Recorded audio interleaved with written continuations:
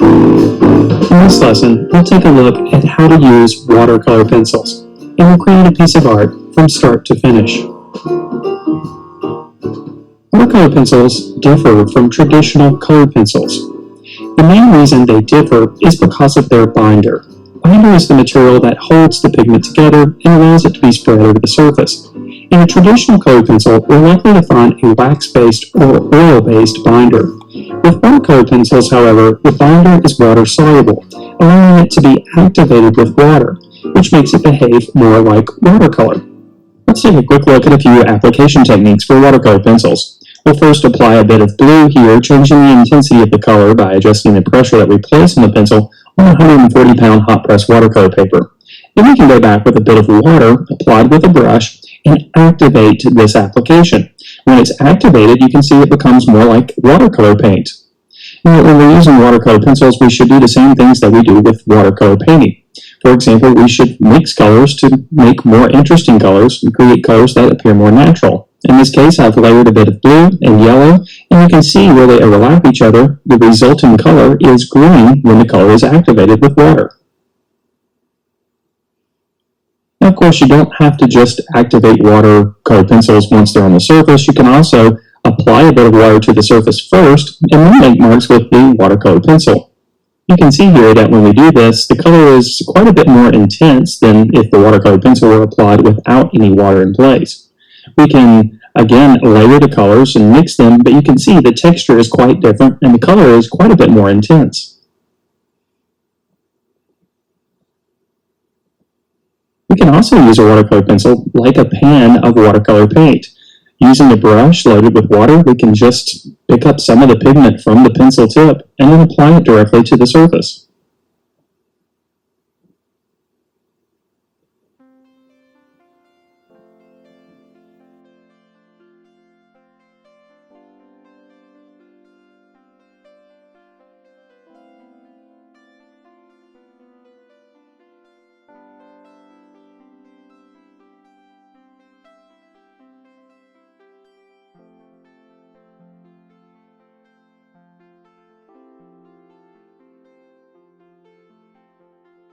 Alright, boys and girls, I am going to be demonstrating how to create a heart in watercolor pencil with a cup of water, some brushes, a pencil, and a few stencils, and a high quality piece of watercolor paper.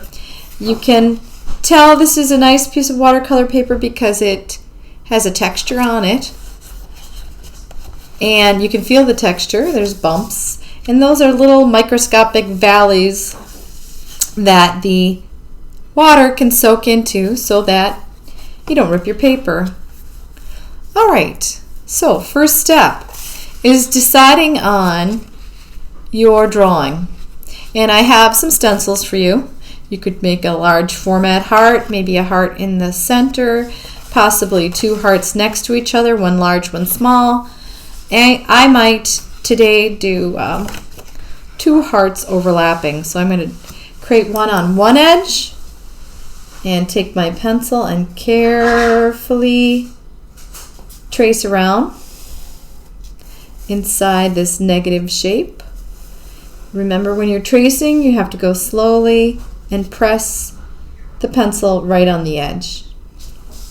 So here I have one heart, and I will fix any mistake I can with my eraser, and I think I'm going to overlap it in this direction.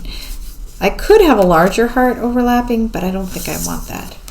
Might have two of the same size. You lay out the design that you would like. Could be completely different. You could have one upside down, one forward.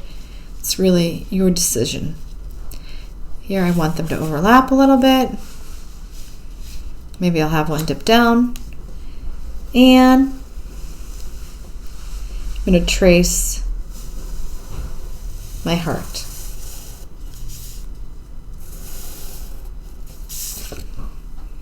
Two overlapping. This might be nice for a color mixing situation here. Right here, I'm going to try one with the large format heart to see if I like this look better.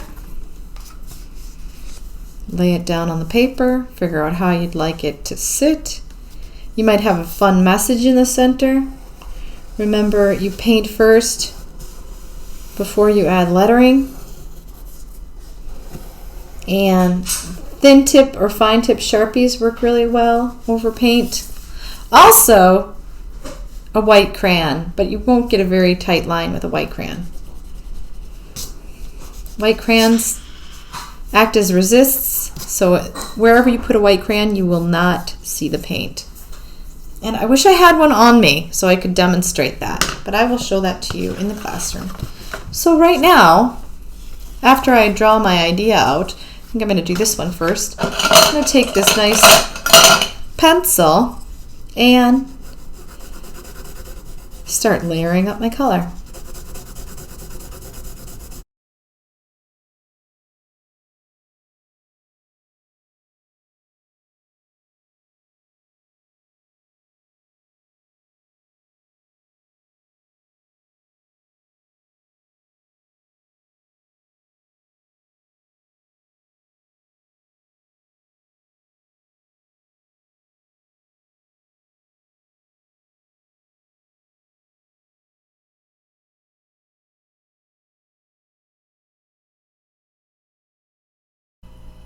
After you've added your color and overlapped some colors, all you really need to make the pigment work within the watercolors now is water and a brush.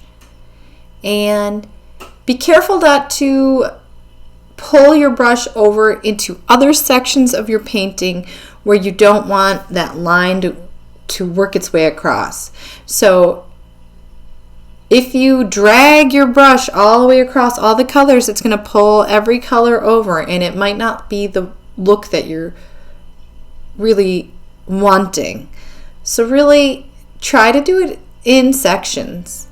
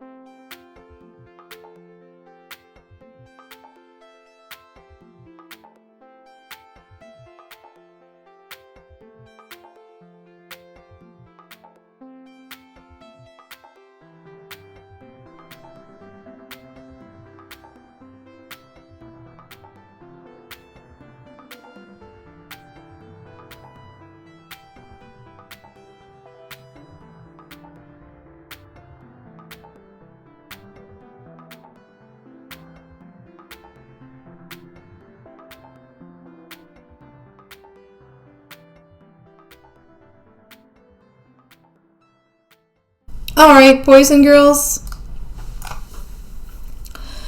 I did this one a little differently. I have sections of lighter colors, half cool, half of the heart is warm colors. And what I'd like to do is I'd like you to know that if you have sections of colors you would like to keep true to their color and maybe a little blending on the edge, you have to do them. You have to paint this in sections. So here I go with the lighter color first.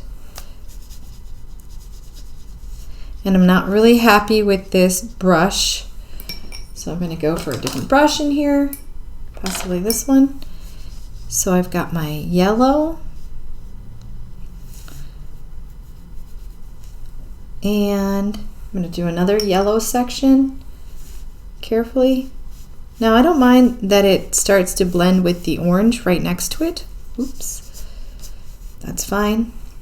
But I don't want to pull all the orange into the yellow, just maybe on the edges.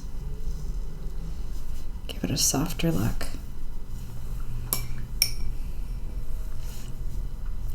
Slow and steady. Now I'm going to go to the darker orange, and I'll be working on the outside also. Clean my brush off. I kind of like now that the colors are moving into one another, but I haven't dragged my brush all the way across it. I'm kind of doing it section by section.